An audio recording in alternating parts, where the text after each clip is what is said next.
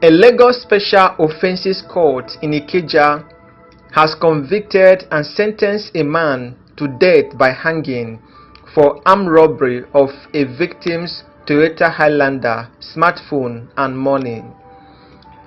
Justice Olubunmi Abike Fadipe on Wednesday sentences the convict Emmanuel Iwuno to 21 years imprisonment after finding him guilty of conspiracy to commit robbery.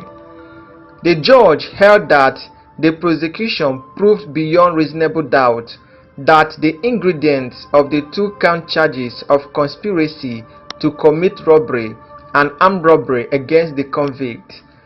The state had charged Iwonu with conspiracy to commit robbery and armed robbery contrary to Section 299 and Section 297, Subsection 2, Paragraph A of the Criminal Laws of Lagos State 2015.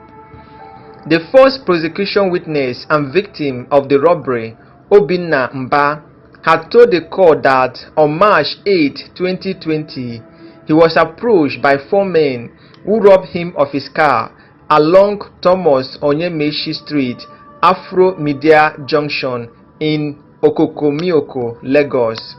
Mba told the court that one of the men, covering his face with a mask, had forced him to lay down on the ground, threatened him with a gun, and took his Infinix phone and money while the other robbers drove away in his car.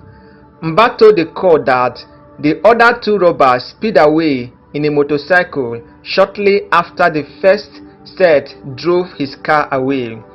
The witness said he entered a commercial motorcycle and alongside other motorcycle riders gave chase to the robbers. The judge held that Mba appeared truthful and that both his oral evidence and the written statement he gave the police maintained the elements of his story.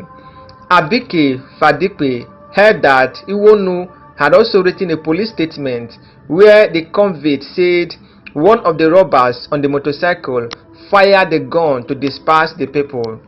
According to the police statement, Iwonu said he was driving the stolen car and eventually crashed into a kiosk as he wanted to avoid killing a member of the public as he drove away from the scene of the armed robbery.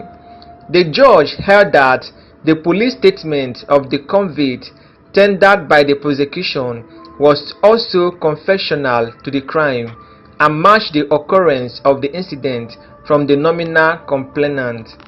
Although the convict denied writing the statement and thumbprinting on it, he had told the court that the police arrested him while he was at a tea shop in the area of the robbery because he wore the same clothes as the suspect.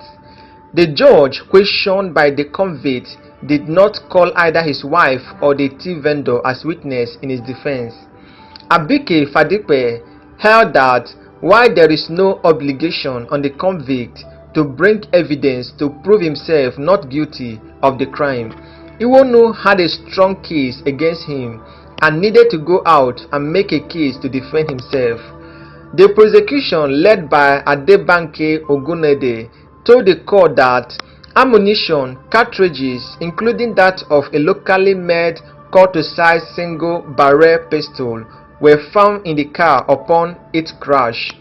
Abike Fadipe said she found that the prosecution proved that the convict conspired to commit robbery. She held that while the convict may not have pulled the gun on the witness himself, he is liable to the charge for being a participant. The judge said that the defense counsel, C.E.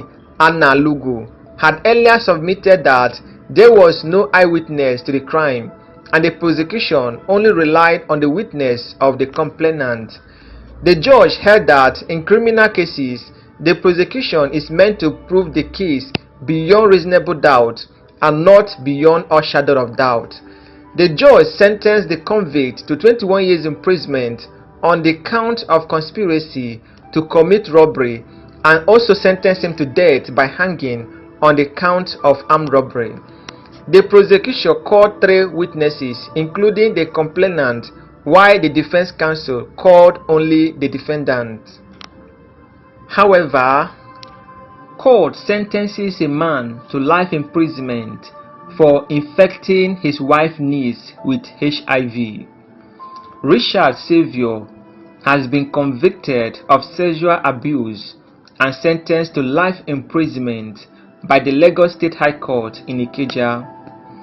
The convict was said to have sexually assaulted his 14-year-old wife niece, with whom he was infected with HIV on January 30, 2024.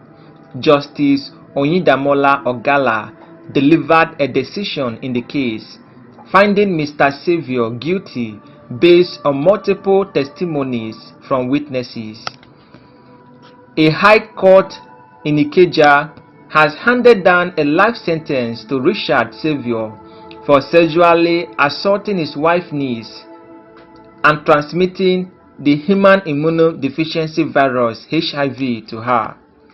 The victim, who was just 14 years old at the time of the incident, remains unnamed. Throughout the trial, Mr. Ola Aziz, the state counsel, presented 3 witnesses to substantiate the prosecution case, while the defendant, Xavier, testified in self-defense.